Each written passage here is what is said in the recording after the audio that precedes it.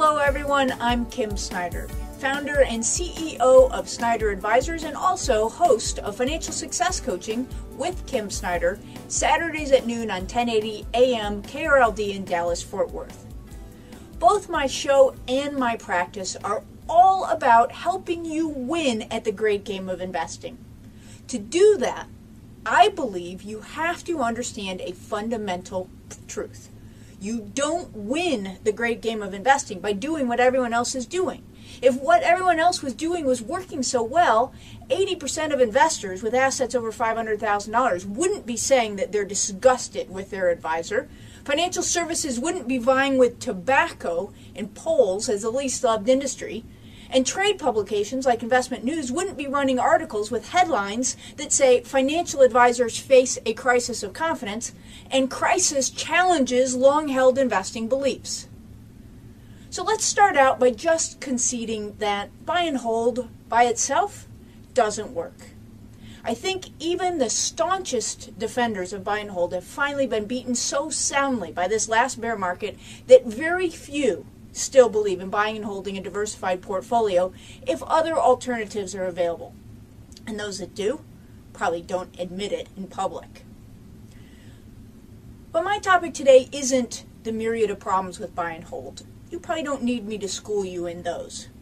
My topic is the snake oil being offered as a supposed cure for the buy and hold blues. It's called market timing.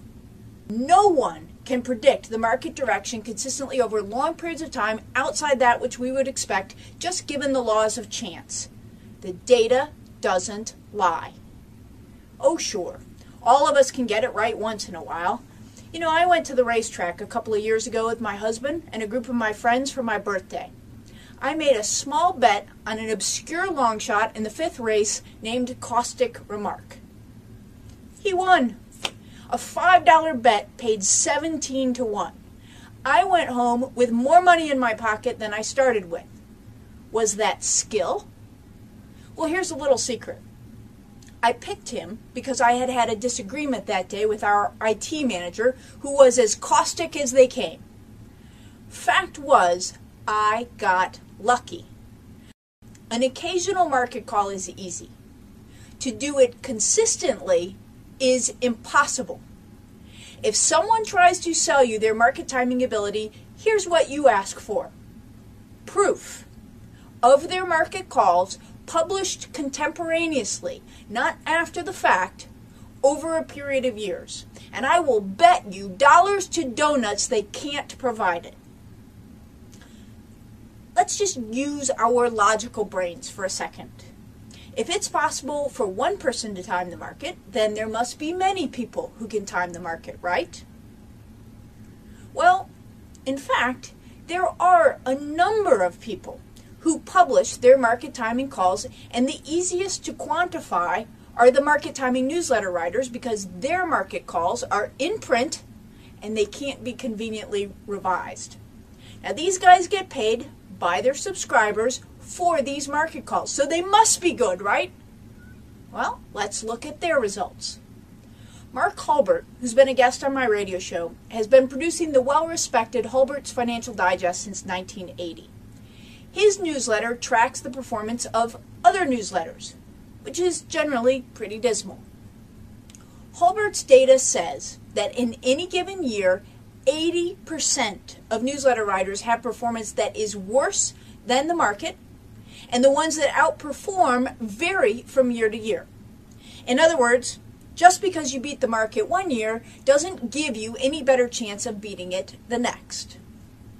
When looking specifically at market timing newsletters, Hulbert's data shows none of the newsletter timers beat the market. None! According to Derek Sassveld, a consultant at the investment research firm Ibbotson Associates, sometimes people have shown an ability to outguess the market in the short run, then conditions change and they can no longer replicate that behavior.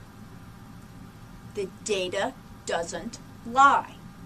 Another well-respected investment research firm, the Dalbar Group, looks at the results of market timing on an ongoing basis, and their data shows the same thing. Their methodology is to look each year at the preceding 20-year period, and they've been doing this since 1984. As an example, in the 20-year period ending in 2003, the average stock market timer lost 3.29%, while the market itself went up on average 12.98% per year.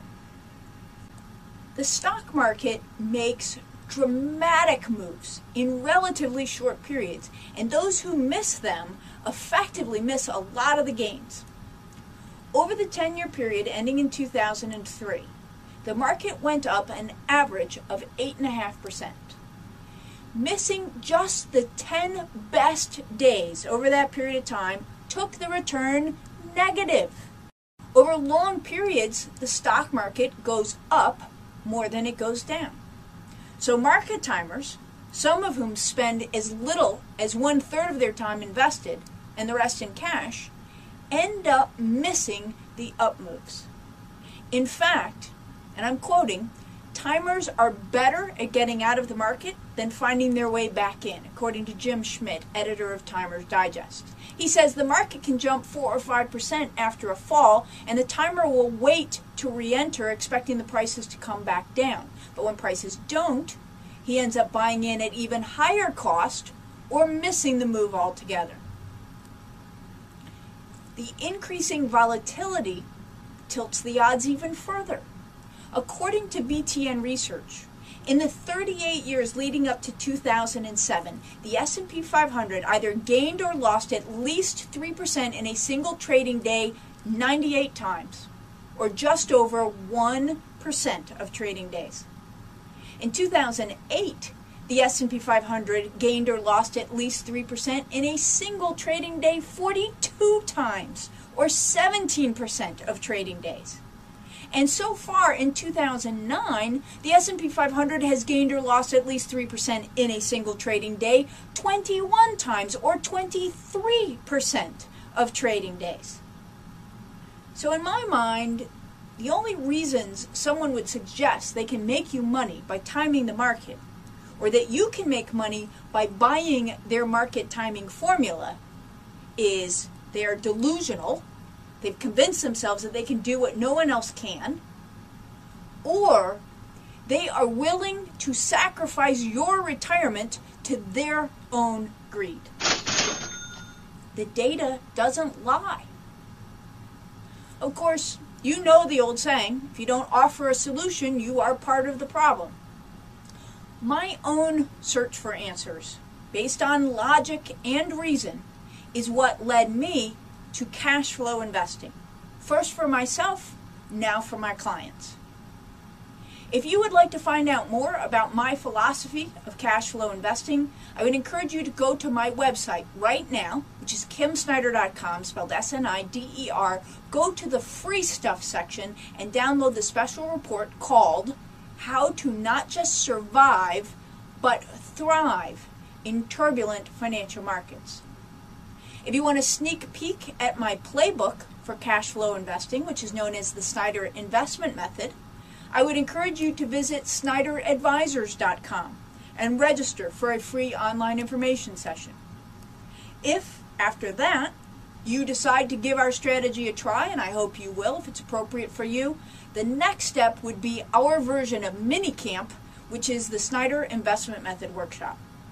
Again, you can find all of that on my website, which is kimsnider.com, and then from there, if you want to, you can flip over to our corporate website, snyderadvisors.com, and explore how we might help you succeed at the great game of investing.